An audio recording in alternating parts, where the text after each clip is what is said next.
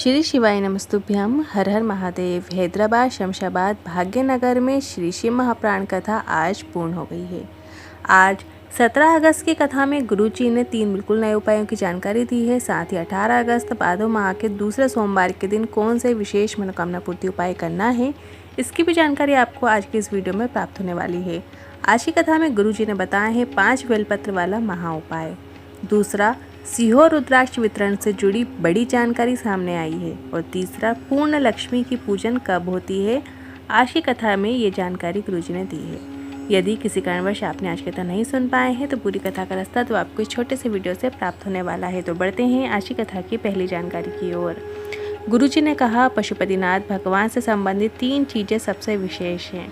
पाशुपत्य अस्त्र, जो राम जी ने जिसका प्रयोग किया था, ये साधारण मानव नहीं कर सकते। पाशुपत्य योग, ये भी संभव नहीं है। और पशुपतिनाथ व्रत, ये हर व्यक्ति कर सकता है। पशुपतिनाथ व्रत आप अपनी किसी भी प्रकार की मनोकामना पूर्ति के लिए कर सकते हैं। पशुपतिनाथ व्रत से जुड़ी जानकारी हमने पहले भी आपको बताई है। पशुपतिनाथ व्रत में 5 व्रत रखे जाते हैं। 5वें दिन ही व्रत का उद्यापन किया जाता है।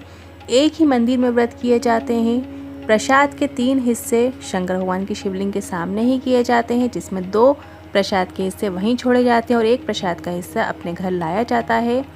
और जो दिए हैं वो भी 6 ले जाए जाते हैं, जिसमें से 5 दिए शंकर भगवान के सामने प्रज्वलित किए जाते हैं और 1 दिया अपने साथ अपने घर में मुख्य द्वार पर प्रज्वलित करना होता है। यदि पशुपतिनाथ व्रत से जुड़ी कोई भी क्वेश्चन आपके मन में हो तो वो आप कमेंट के जरिए ज़रूर पूछ सकते हैं, हम उसका रिप्लाई ज़रूर करेंगे। बढ़ते हैं आज की कथा की दूसरी जानकारी की ओर। गुरुजी ने कहा, कितना सही लिखा है। दीपावली में लक्ष्मी जी की पूजन नारायण भगवान के साथ नहीं होती, गणेश जी के साथ पूजन होता है। साथ में माता सरस्वती भी होती हैं। कभी आपने विचार किया है? आपने फ़ोटो भी देखी होगी जिसमें सरस्वती जी, लक्ष्मी जी और गणेश जी विराजमान होते हैं। तो आपने कभी विचार किया है कि ऐसा क्यों होता है? इस दिन माँ लक्ष्मी गणेश जी के साथ पूजाती हैं, विष्णु जी के साथ नहीं पूजाती हैं, ऐसा क्यों है? तो शिव महापुराण और विष्णु पुराण कहती है, एक बार भगवान विष्णु के सामने माता लक्ष्मी जी ने अपना वखान किया। मेरे पास ये है, मेरे पास वो है, मैं लक्ष्मी हूँ, ऐसा अपने आप को बहुत अभिमानित किया। जब वो मैं लक्ष्मी ऐसा कह रही थी तो भगवान विष्णु के मुख से निकल गया, तुम अपूर्ण लक्ष्मी हो। पर फिर विष्णु जी ने कहा, हम देवताओं को श्राप मिला है, संतान नहीं हो सकती, इसलिए तुम अपूर्ण हो।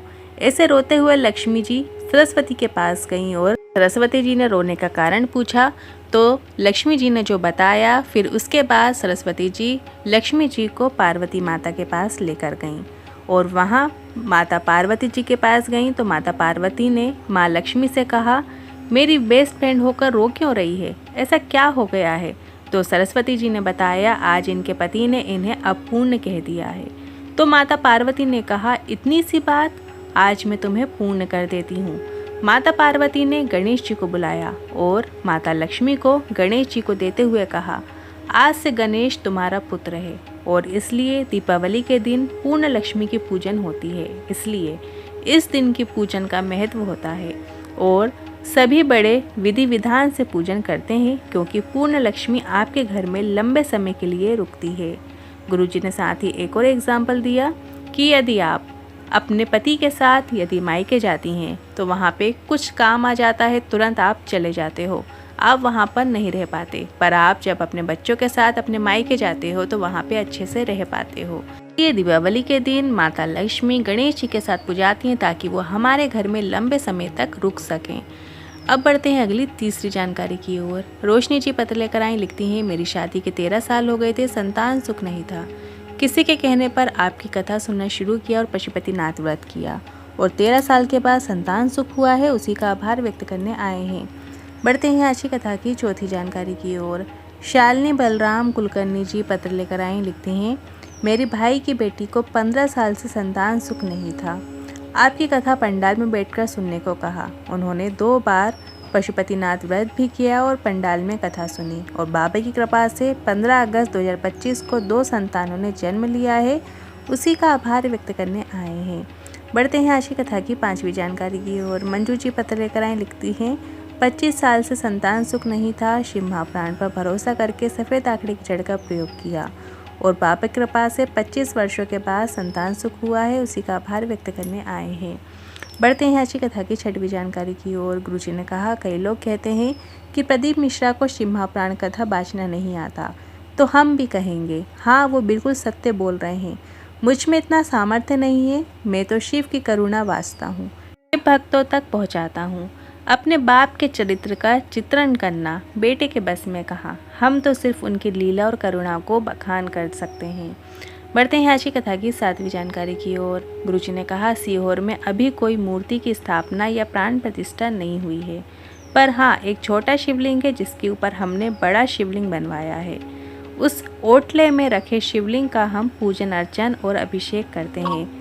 वो बहुत प्राचीन है। सीहोर कोपरेश्वर धाम में मूर्ति की महत्वता अभी नहीं है, वहाँ का तो कंकर शंकर है। बढ़ते हैं आज की कथा की 8वीं जानकारी की ओर। सीहोर में कोई विशेष उत्सव होता है तब रुद्राक्ष वितरण बंद रहता है। कावड़ यात्रा होने पर रुद्राक्ष वितरण बंद रहता है।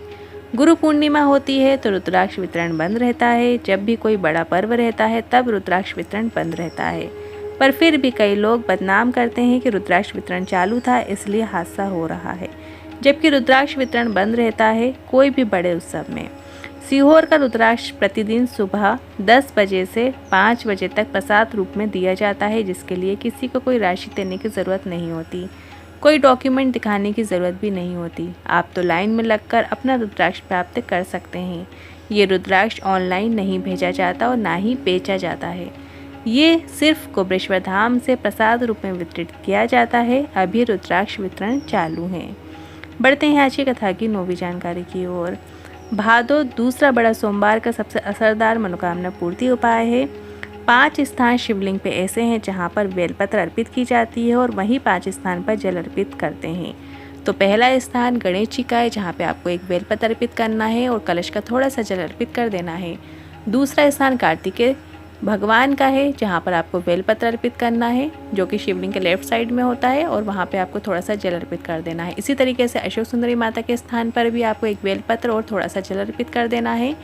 फिर चौथा बेलपत्र जो है वो आपको शिवलिंग के कटी भाग में अर्पित कर देना है और फिर थोड़ा सा जल अर्पित कर देना है। और अंत में जो 5वीं बेलपत्र है वो शिवलिंग के ऊपर अर्पित करना है और वहाँ पर कलश का बचा हुआ पूरा जल आपको अर्पित कर देना है।